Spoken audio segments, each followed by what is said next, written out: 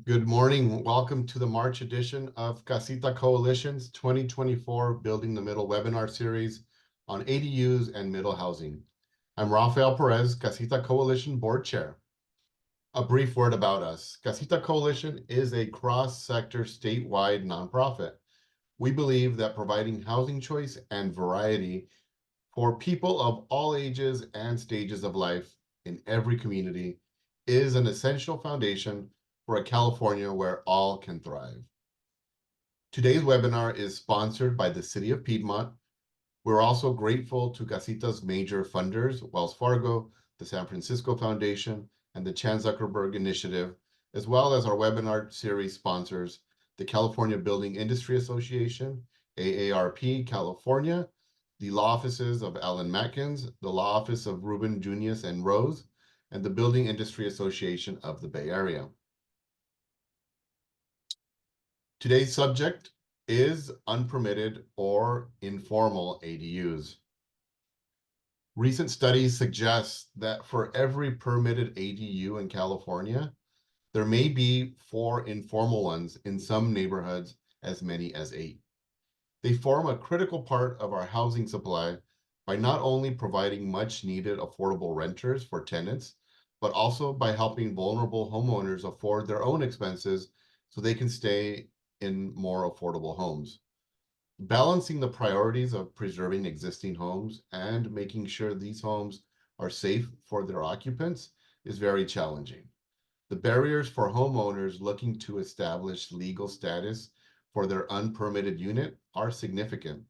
And even after the passage of 2 state laws, we haven't managed to move the needle and bring very many unpermitted units into the daylight. The 2 existing California state laws shown here were intended to create a pathway to legalization for ADUs that may not meet all ADU standards or current building code, and to create an amnesty delay of 5 years if the dwelling is safe to occupy, so homeowners would have time to gather resources and assess what upgrades might be needed. Our discussion today will look at what else may be needed to improve the process. Our first presenter is Jennifer Duffy, founder of Hello Housing. Good morning. It's a pleasure to be with all of you today. Hello Housing works throughout the Bay Area and beyond, supporting homeowners throughout the development process to create housing at their properties. And one of the most challenging aspects of our support is helping homeowners who are trying to legalize an ADU or a junior ADU. It is difficult and emotional for anyone going through the process, and for very good reasons. Next slide, please. There are a number of challenges that homeowners face when trying to go through the legalization process. And while the state has created some important amnesty protections, including the 5-year stay of enforcement action when health and safety is not compromised, we have found that it's not consistently applied across jurisdictions. And in many cases, homeowners are not aware of this protection in time to prevent unnecessary action by the jurisdiction. Additionally, there are tremendous variations across jurisdictions on the process and the requirements that homeowners must go through. And when there aren't clear processes, homeowners are really struggling on figuring out how to move forward. Some jurisdictions are very open to helping to navigate a homeowner through the steps, while others can at times be punitive and unreceptive towards the homeowner who believes they're trying to do the right thing by bringing the unit into compliance. And not only is there variation across jurisdictions, there can also be variation across staff and departments conducting the reviews. The lack of consistency also makes it difficult for professionals who are trying to support homeowners navigate the expectations and the process.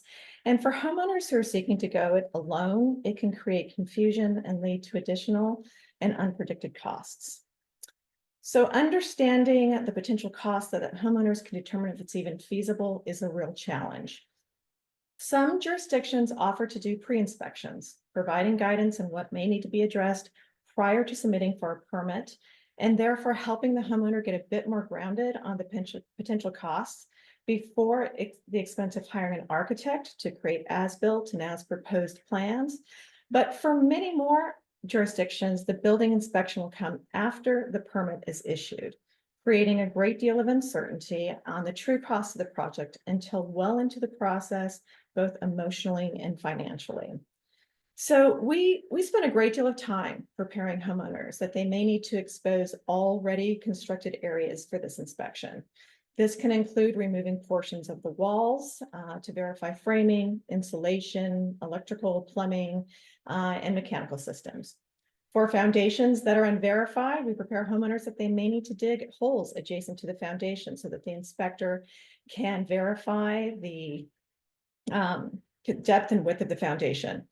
And for unverified foundations, we may also have to support a third party to verify that that foundation is reinforced using an X-ray process.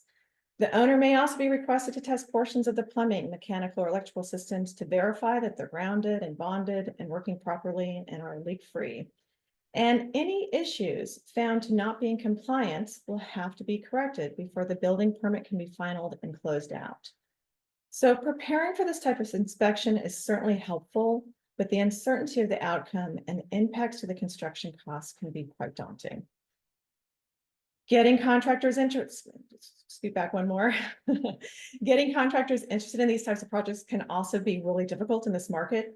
These projects are difficult to price, and no one loves taking over or fixing someone else's work. Not to mention that some contractors do not like being associated with unpermitted work. And contractors who do this work have pricing that reflects the risk involved.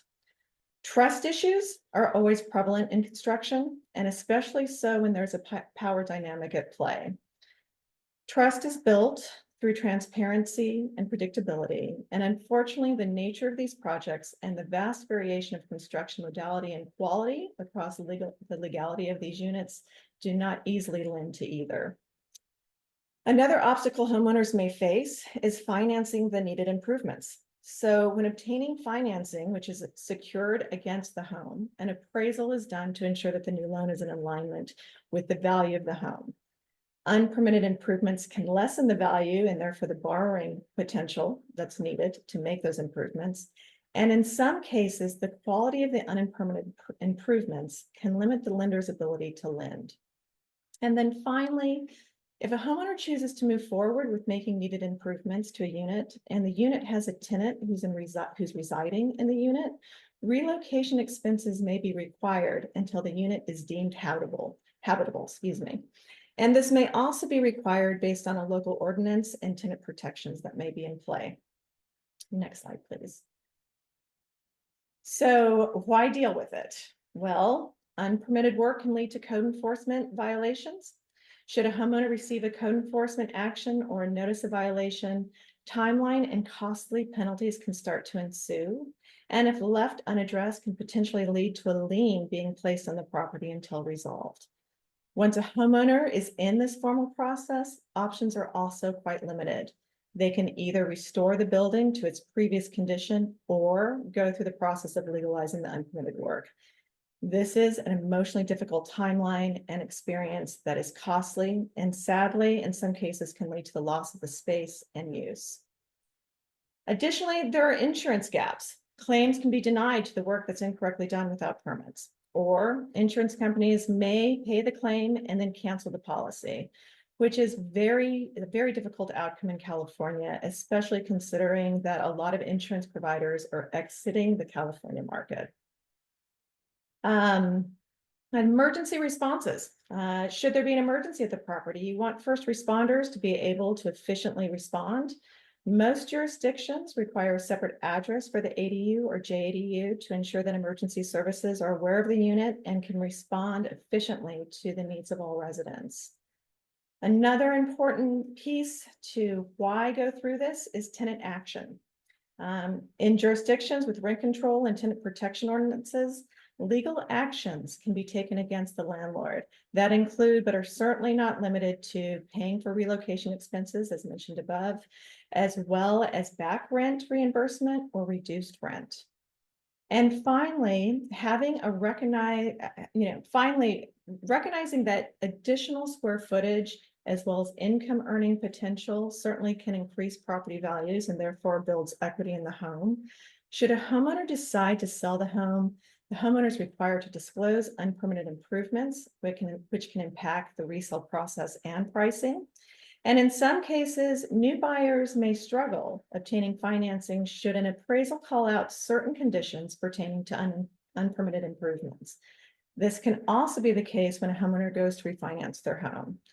And it's also worth noting that when a home is listed for sale and the home has an unwarranted or unpermitted space, this can be a time when the jurisdiction is notified of the condition by anyone who has viewed the property. This can create some challenges that may ultimately result in the home coming off the market until the issues are addressed. Next slide, please. So, I mean, in general, these are all very good reasons why homeowners may choose to go through the process of legalizing, even when the process can be so challenging. These are also very good reasons to decide to seek permits when making improvements to your home. However, as we're discussing today, improvements to the process and homeowner education are needed. So if we were to dream up a local program for homeowners to legalize ADUs, what would it look like? As mentioned earlier, I think some of the best practices we have seen is when jurisdictions are willing to support pre-inspections before a permit application is submitted. It makes a great deal of benefit to the homeowner to be able to have a sense of what's going to be involved and what's going to need to be corrected prior to entering into a formal permitting process with the jurisdiction. Having third-party confidential inspection opportunities, I think, also holds a great deal of value. We meet with a lot of homeowners who have great concerns and trust issues as to how to proceed, and should they inform the jurisdiction by asking questions. There's a lot of concern that there could be retaliation. We try and help them understand that that's not necessarily the goal of the jurisdiction, but it's a real fear. And I think having a neutral third party kind of technical assistance support can be of value to both parties. We've seen that there are some incentives that include fee waivers that can certainly help homeowners kind of bear some of the costs that's associated with bringing these units to fruition and, bringing them into code compliance. Some of those incentives can include low interest or forgivable loans that can help with the unexpected costs of truly bringing these units up to building standards and codes. Grants are certainly of great potential and help a lot of lower income homeowners really take on these types of improvements.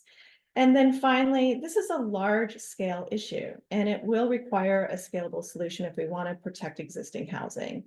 It's not an easy task, but I certainly believe it's possible. I think with the right alignment of interests, a more transparent process, technical assistance support, many of these challenges can be minimized. And with that, I'd like to introduce our next presenter, Catherine Peoples, the founder of HPP Cares. Thank you, Jennifer. Again, Catherine Peoples, HUD-approved housing counseling agency, HPP Cares. Our organization supports many of the CalHFA awardees throughout the state of California, as well as we do the day-to-day operations of providing HUD counseling and services, from keeping people within their homes to teaching generational wealth. With regards to the percentage of legalizations that were participants from the CalHFA ADU grant program, it is about a total of 25%, which is unfortunate because we'd like for that number to be large. The average cost of work for those that are looking to legalize or have their informal ADU units permitted, the cost average would potentially be within 10 to 15% of an average ADU cost. Where we're seeing the large numbers come in for these particular individuals looking to get their units permitted would be in the arena of the architectural designs or plans or drafts. Either we see people where they have obtained architectural drafts or designs for $1,500, which ultimately we know from our tenure in this process that individuals will have to repay for those because they were basically bamboozled. In instances where we've seen people pay upwards of $30,000. We have also found a few organizations that have seen that there's a niche here with regards to helping individuals, particularly within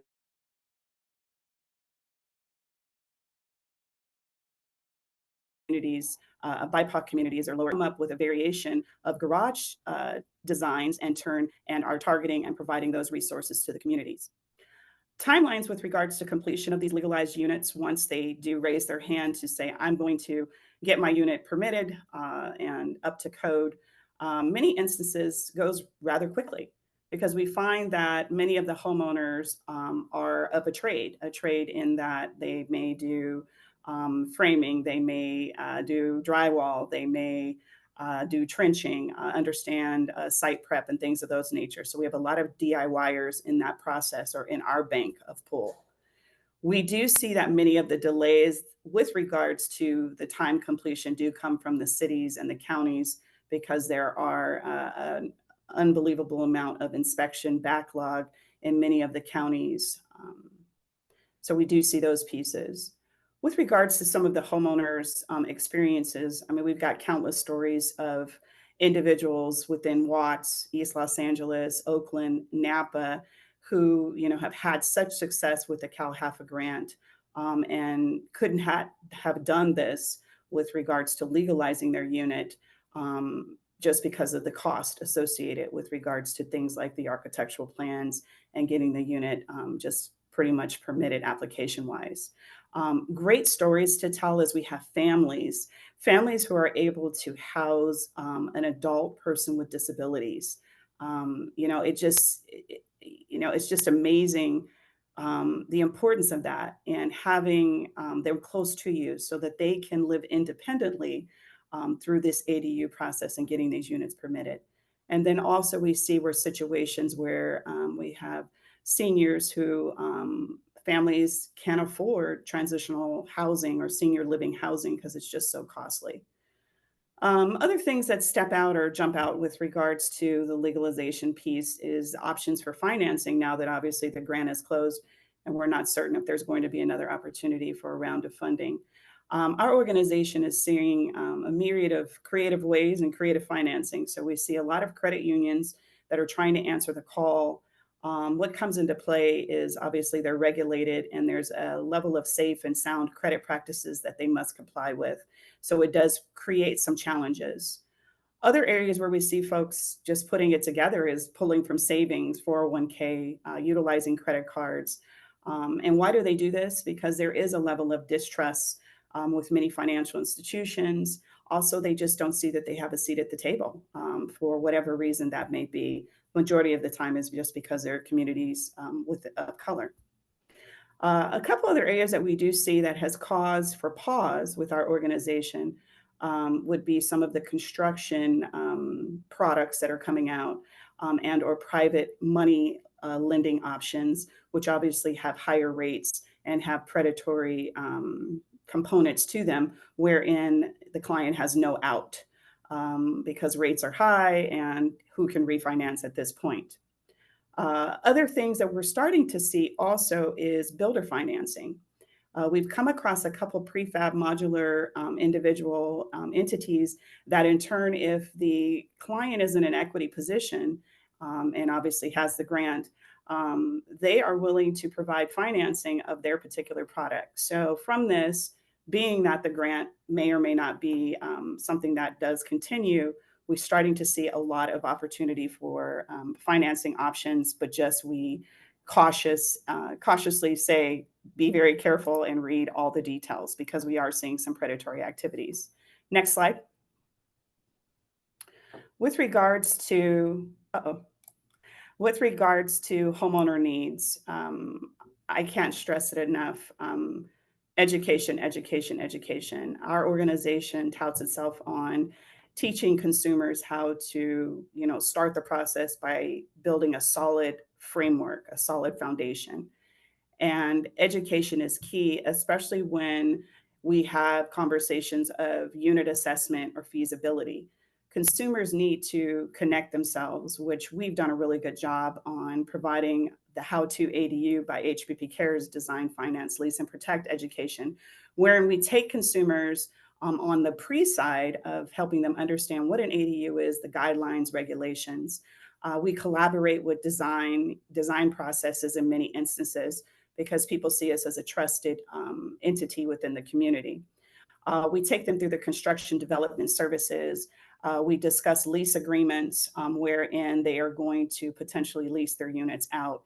And we just take them from those pieces. But I cannot stress it. Initially, when a homeowner is looking to legalize their unit, they definitely need to be properly educated. And it should be a requirement from anyone that's pursuing financing, pursuing grant or subsidy funding. They need to have that necessary pre as well as post education. The post component is because most folks don't know what they don't know. Many people are accustomed to being homeowners and don't understand the landlord tenant rights and responsibilities and the legalities associated with that. So, our organization makes sure through our education piece that we provide the necessary assistance with regards to those regulations. In addition, our organization does cover project management, vetting contractors, permitting, and providing funding to vendors, and then obviously tenant communication. And I'll just touch on pieces of that. Our homeowners are taken through the various stages through our organization where we pretty much handhold them.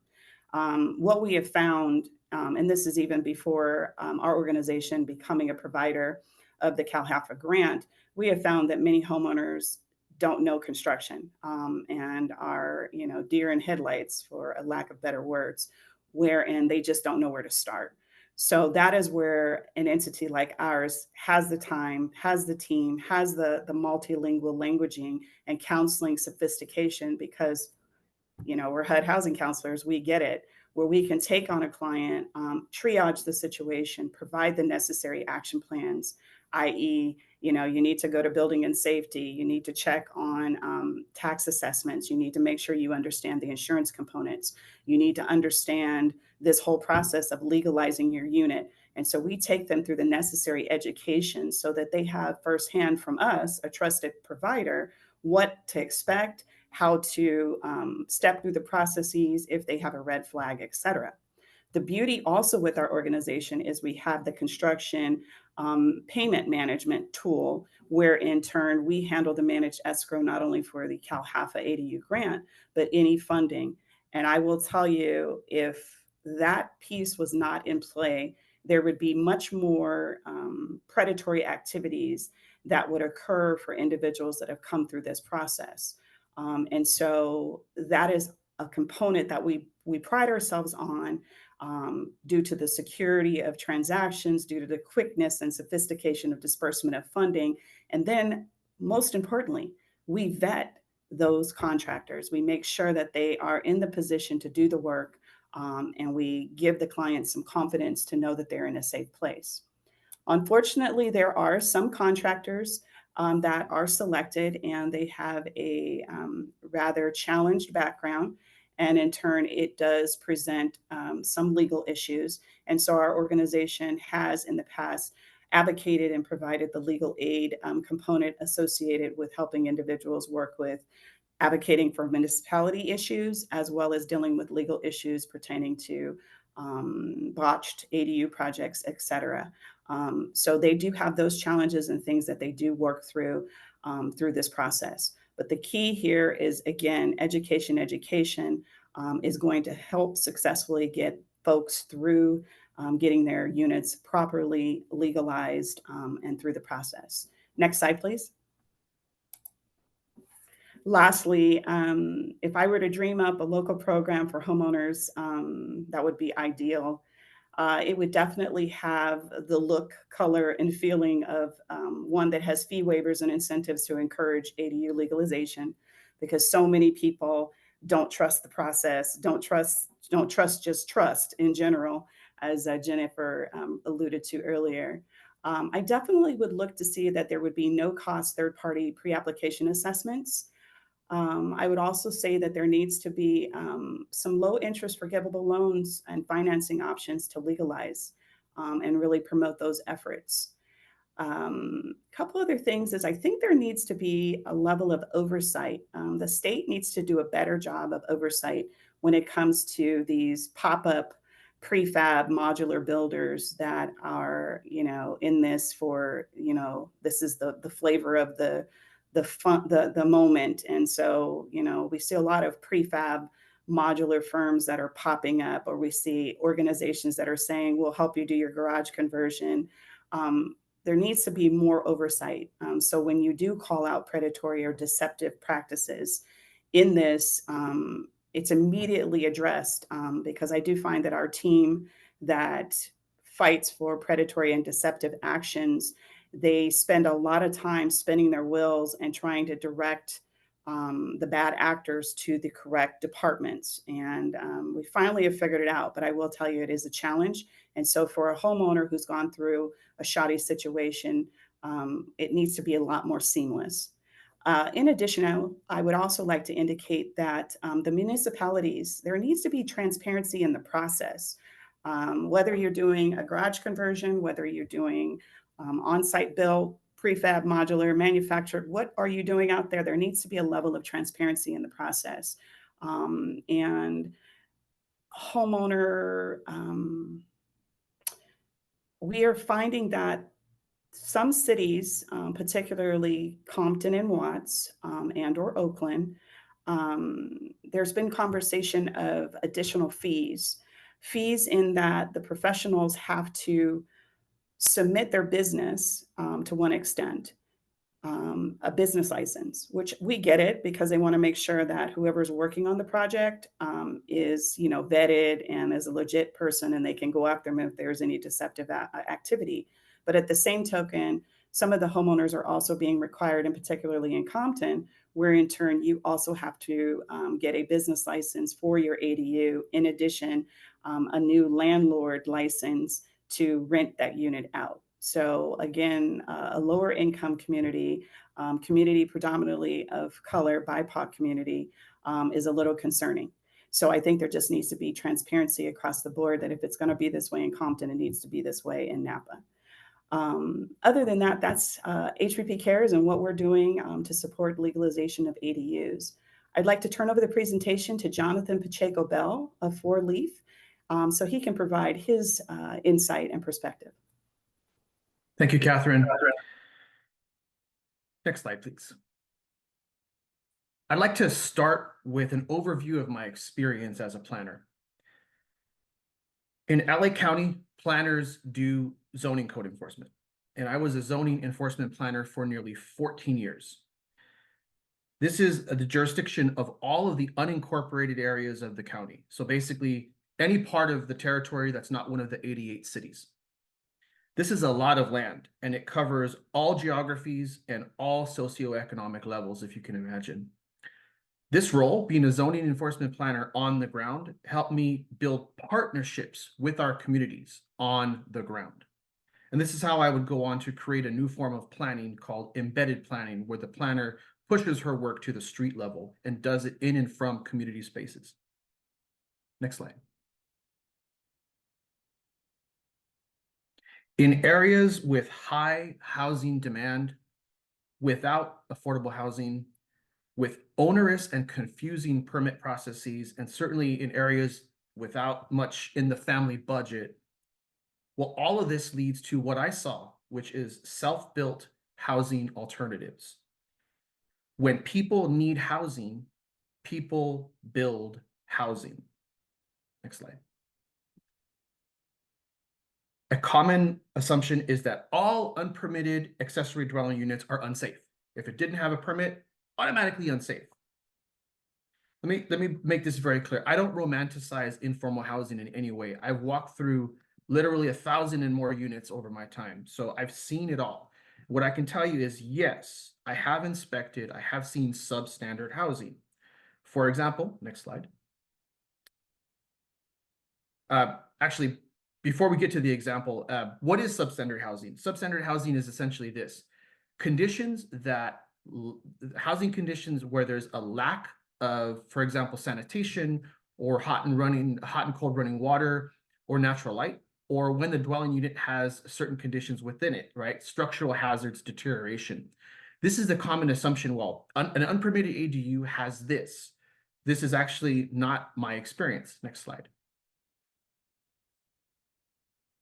One of the more jarring examples over the years was the moving trailer that I once saw on a driveway that was rented out as rental housing. So granted, yes, this was substandard and it was unsafe, but here's the thing, colleagues, this is absolutely not the standard practice and standard experience that I found. This was very much an outlier. Next slide. The vast majority of informal ADUs that I inspected for well over a decade did not have those substandard conditions. They were often actually built to code, and they just lacked planning and building permits. When the zoning code is outdated and is an obstacle, or the zoning code is utterly unknown to the community, the zoning code is circumvented, the zoning code is ignored. So with that, next slide, I'd like to tell you a very brief version of the Medina family ADU story. The Medina family is a family in unincorporated Florence Firestone. That's the area in South Central Los Angeles next to Watts. Florence Firestone is a predominantly Black and brown community, as is much of South Central LA. And this is the geography where I spent almost the entirety of my time as a zoning enforcement planner. Straight down your view here is an unpermitted ADU that the Medina family built behind the garage. You can see the garage off to the right. This ADU was built too close to the garage, and it was also built entirely in the rear yard and side yard setback area, but it was built with intention. This ADU was built to bring in extra income for this family after the patriarch, the father, passed away in a tragic bus accident.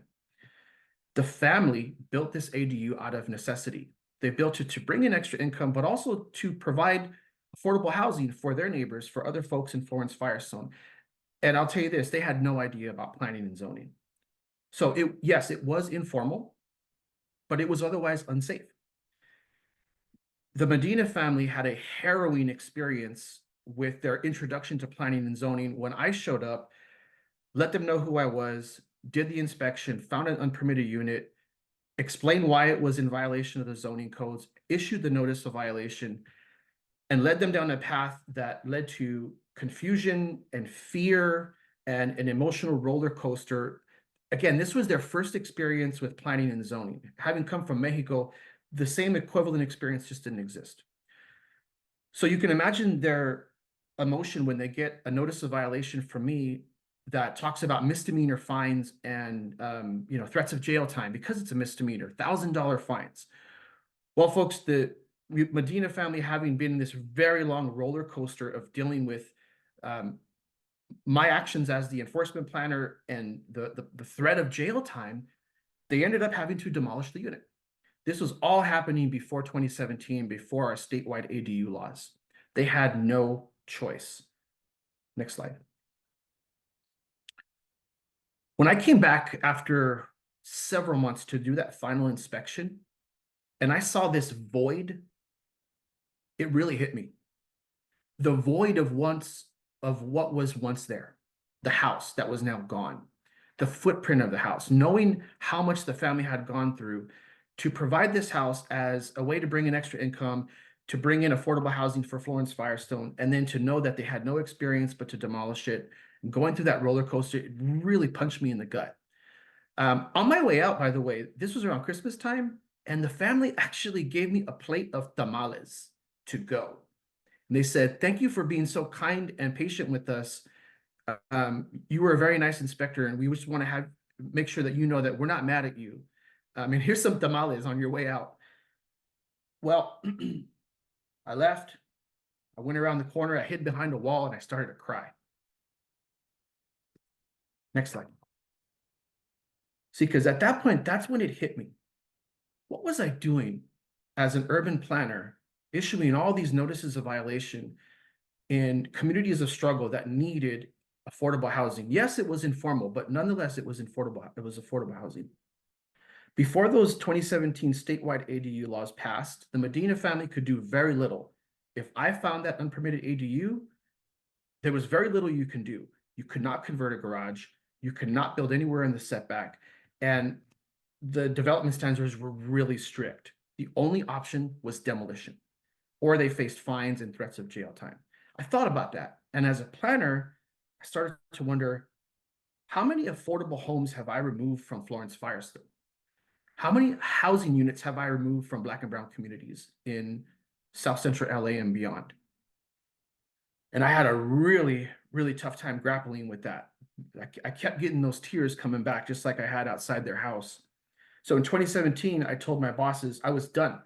And I switched to commercial inspection because I knew that businesses, especially ones with conditional use permits, knew they had permits. And I wasn't going to surprise anybody anymore and make people cry.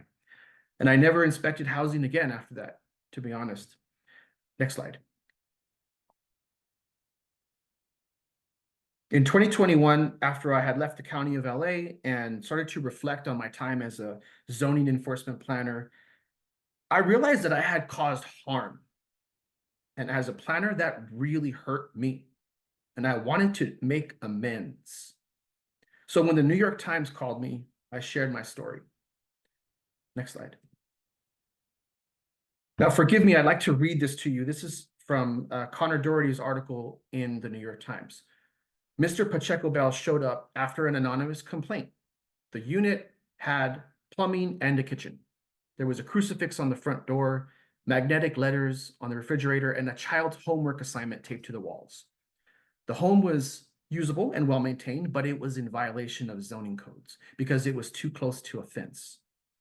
Mr. Pacheco Bell wrote up the unit and returned a few months later to confirm it had been demolished. Walking around the backyard and seeing the outline of the home and the rubble made him question the job he was doing. And as a planner, I had a crisis of consciousness. Like, how many people have I made homeless? I said. Next slide. That was the story of the Medina family, the images that I showed you. And I'm happy to let you know that the Medina family and I remain close, and they've given me full permission to tell their story to educate other community members. Since leaving that enforcement role, I've committed to basically do the opposite, do everything I can to uplift backyard housing, to uplift ADUs, especially for Black and brown communities, especially for communities of struggle, especially where communities have urgent housing needs. So just an example in my trajectory since leaving the county, I was part of the South Bay City's COG in my prior role, and we had a study of ADU acceleration in 8 cities in the county, and this was funded by REAP 1. Much appreciative of that state funding. So in this study, we asked among many of our research questions, what are the obstacles to building ADUs, and how can it be made easier for families? Again, this is me making amends. Next slide. So as I start to wrap, colleagues, these are the lessons learned from my experience as a zoning enforcement planner. Most people with unpermitted ADUs are not scofflaws. More likely, they have urgent housing needs, and they may not even know the zoning laws existed. The majority of unpermitted ADUs, in my experience, well over a decade of inspection, were not substandard. Generally, they were built safely, and the outdated zoning codes that planners implement were the obstacle. Credit to the state of California for leading the way with new ADU laws that start to counteract that. ADUs provide affordable housing for multi-generational communities. With additional housing on site, we can keep our families and our communities of all ages together. We need compassionate code enforcement, officers who empathize with lived experience and help folks find solutions. Instead of a wall of no, how can we get to yes?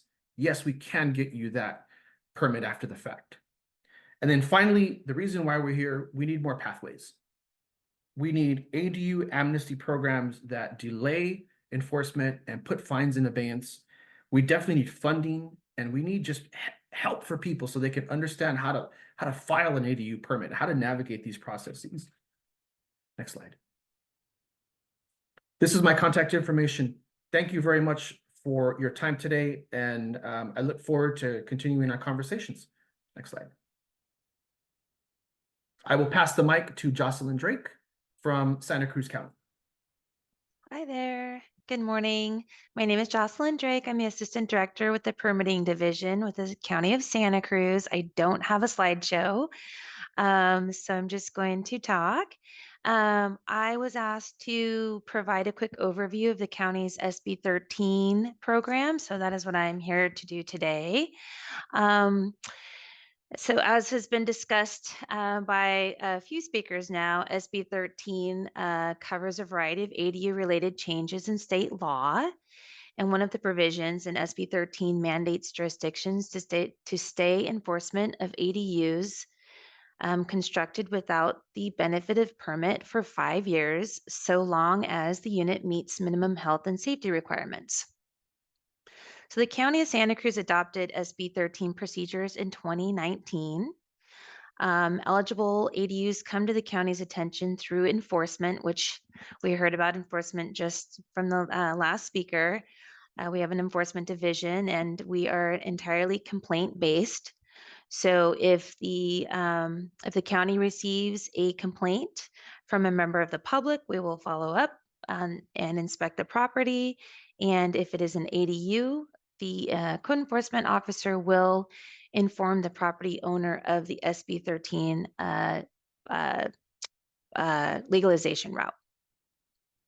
There are some eligibility criteria that apply to ADUs built without permits. For example, the ADU must be located on a parcel developed with a legally constructed single-family residence, or a residence that was approved under the county's limited immunity program, which is like SB 13, but it's a different program where we can look at health and safety requirements for single-family residences and other structures.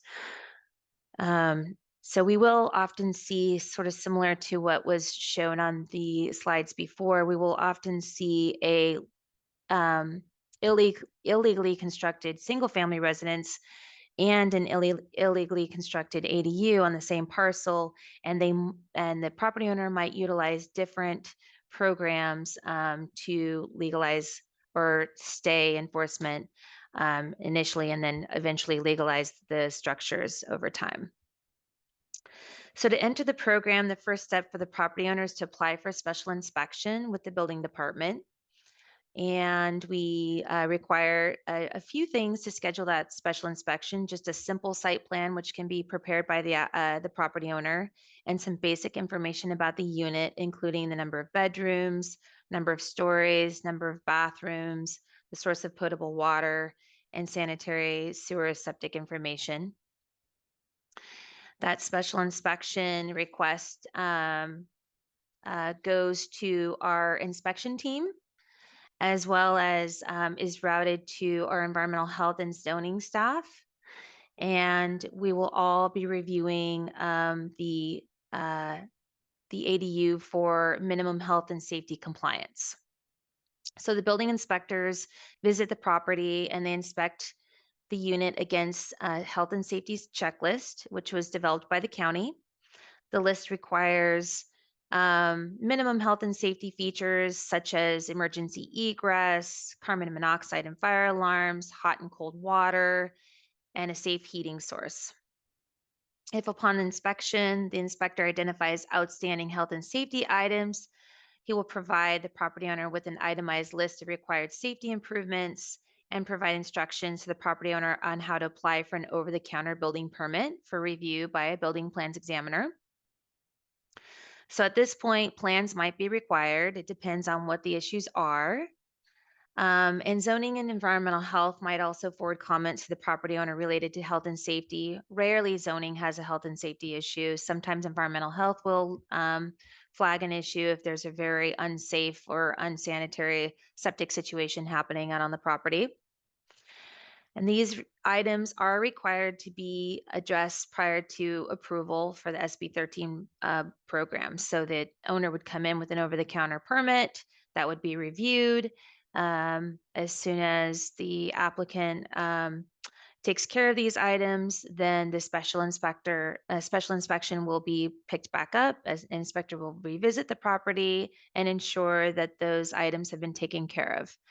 We also in Santa Cruz require a fire sign off, health and safety sign off by the local fire division or department. And we provide information to the applicant on how to obtain that fire sign off. So once the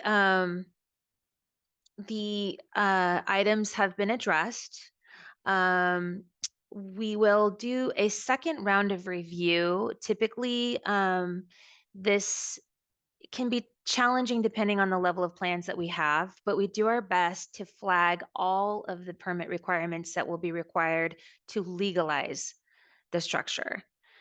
This list helps inform the property owner of the lift and expense that would be required should they decide to legalize the structure by the 5-year deadline. So now we've got the owner who is squared away with the minimum health and safety requirements. They have a list of everything that will be required to legalize the property. The final step is the property owner is required to pay any outstanding code compliance fees. And once those are paid, the clock starts for legalization. It's a 5-year legalization requirement. That's legalization. That's completing all requirements prior to that 5-year mark. That 5 years is tracked by code enforcement staff. And in the event the unit is not legalized in 5 years, then the matter goes back to code enforcement for continued where they pick up the enforcement issue. And definitely, I would say, some owners, it depends really on the condition of the ADU, which I think informs property owners whether or not to pursue legalization in that 5-year time. And I just pulled some numbers this morning. We currently have 15 properties in the SB 13 program in Santa Cruz County, and 6 of these have successfully permitted and legalized their structure. I would add to what the prior speaker said, the majority of the ADUs that we see in Santa Cruz County that are built without benefit of permit are in pretty good condition and are eligible for the SB 13 program. And I agree, most of the property owners that we encounter who have built these structures are not scofflaws. A lot of the units that we see that were built out of necessity for a family member a lot of times, or to provide housing for someone that they, have come across in the community. So we do try and support folks who are attempting to legalize these structures in any way that we can. However, the program is complex. It involves several steps. It does involve, usually some type of permitting. And I just wanted to finish with, we are updating our SB 13 materials right now. So our website doesn't currently have our SB 13 procedures and materials posted. I think we took them down for update and they should be back up in about 2 weeks. And I'm available for questions, of course. And with that, I will hand the mic back over to the webinar moderator, Rafael Perez. Thank you. Thank you, Jocelyn. If Timothy will advance the slide. I'm pleased to share a bill that Casita Coalition is supporting this legislative season. AB 2533 from Assemblymember Juan Carrillo seeks to improve the process for homeowners formalizing their units. Assembly Bill 2533 specifies the safety standards in California Housing Code. One of the issues brought up during today's webinar is that there's some inconsistencies across the state in how this is viewed and enforced. It provides relief of fees and charges for lower income homeowners. It requires a checklist of the standards published by the jurisdiction and requires information on confidential third-party pre-application assessments, which also came up as a suggestion. So we're excited. We'll definitely keep you posted as this bill progresses. But it's just a great way to frame the conversation. Now let's move on to the Q&A. I'd like to welcome all our presenters back for a roughly 15-minute Q&A session. We're a little over on time, so we'll see what we can get in. But please, attendees, use the Q&A feature for your questions. And if you can keep them general, that would be most helpful. We're also pleased to welcome Will Pineda, mortgage specialist, and David Hartman, assistant project manager at San Gabriel Valley Habitat for Humanity. So let's start with a question for Will and David. Your organization is well known for your work helping families build and repair homes. Does this include helping them with unpermitted units? The very short is yes. We have a new program that will be rolling out. Actually, excuse me, is currently out. And that program, we've secured funds and worked with various different cities and organizations to bring this program possible. It is there's various different sources of funds. We use it in a way where it is a 0% loan to help with the repairs and the program and the funding. It's taken about 1.5 years to work with the local government, the local regional housing trust to get this program up and running, and we're very proud of it, and we're excited to see it moving forward. Great, thank you. All right, so once again, post the questions in the Q&A. Celeste, do we have a question lined up? Yes, there's a question about whether in the Santa Cruz process, whether areas within the unit are exposed. So I'm imagining this question is asking, do you have to open up walls to do the safety inspection, at least in Santa Cruz? Jocelyn. For the health and safety inspection, typically we do not need to open up the walls. If there's suspected faulty wiring or, something that would require us to open up the walls to meet the minimum health and safety requirements, then we would, but that is not a standard requirement, no. Okay. And there's a question about jurisdictions being required to give 5 years or whether they sometimes use fewer. I think the law says it must be 5 years. Yeah. Okay. That's correct. And then I have a question for Will. So this is a new program, or have you been doing these renovations for homeowners of unpermitted ADUs already? Hi, Celeste. It is a very new program. We kicked off last June. We haven't done one yet. We are doing an ADU in the city of Baldwin Park, but that's a new construction. But we are looking forward to be able to help those who have unpermitted ADUs to be able to have those legalized very soon. Great. And just to give an update on some changes in federal law, right now there are programs, federal loan programs with FHA that can help homeowners, lower income homeowners do renovations, but they still only provide funds for attached or interior ADUs. But efforts are in the works, spearheaded by Casita and by some U.S. senators and representatives to change the language so that detached ADUs will also become an eligible use of renovation funds in the 203K program. But that's I'm hoping that by end of next year, we'll have that one fixed. But yeah, okay, let's see what else we have here. I think we had a question, Raphael, the kickoff question around what are the differences between having a unit comply with current building code and with the California housing code? Because we hear from folks that sometimes in the field, building code is applied, even though the state says it must be California housing code safety standards. Yeah, and I think, Jonathan, do you want to take that question? I'm sorry, I was actually responding to a question in the chat. What was that question again? So the question was the differences between the current building code and using the housing code just to do a health and safety inspection, and how the two vary.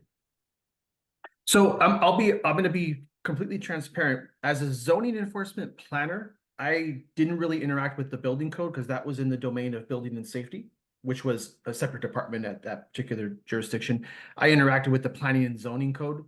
And although there was overlap where they both dealt with housing, the building code was technically separate, and I don't have a large body of knowledge on it, and I don't really want to speak on it with that being the reality. Yeah, but I'm happy to talk about planning and zoning code matters. And I think generally speaking, the building code is updated frequently, and there's requirements on there. Example of that is new ADUs or have some solar requirements, etc. Whereas the other code is going to be focused on health and safety. So I think that's already written into state law. But what we've seen is some inconsistency in enforcement. A lot of the inspectors will default to the building code when they go out to inspect. And that's one of the things we're seeking to remedy with Assembly Bill 2533. Catherine, did you run into that issue with renovations that you were helping folks with? Yes. Yeah, so some of the energy code standards, I suspect, amounts of insulation and things of that nature could get expensive if you had to remedy. Yes. Okay, Very costly. yeah. I think one example that we've heard of is the slabs that don't have insulation. To meet current building code would be a big expensive change. Okay, let's see what other questions we have here. One question is, if I legalize, which year of the building code will apply? Well, that would only be relevant if you had to get a permit to do some work under the building code to repair. Don't you think, Jocelyn? That is correct. And we do, here at the County of Santa Cruz, we are flexible in allowing the property owner to utilize the building code that applied at the time that the structure was built. Wonderful. Because part of what we're hoping to remedy is that if a homeowner has to get a building permit to do some portion of the remediation work, that then the entire structure would not be assessed under current building code. It would still only be held to a health and safety code. And that sounded like that's what Santa Cruz does. That's correct. Yeah, that's excellent. Okay. What else do we have here for questions? Now, multifamily ADUs are legal, but the amnesty 5-year enforcement, does that apply to multifamily ADUs? Anybody on this call know that one? If it's an ADU that qualifies as an ADU under the ADU law, then yes. Okay. Great. Okay, we have a question for Jocelyn. What can we do to allow the 5-year local safe structures program to be served in addition to the 5-year allowance? The safe structures program is no longer active. It isn't.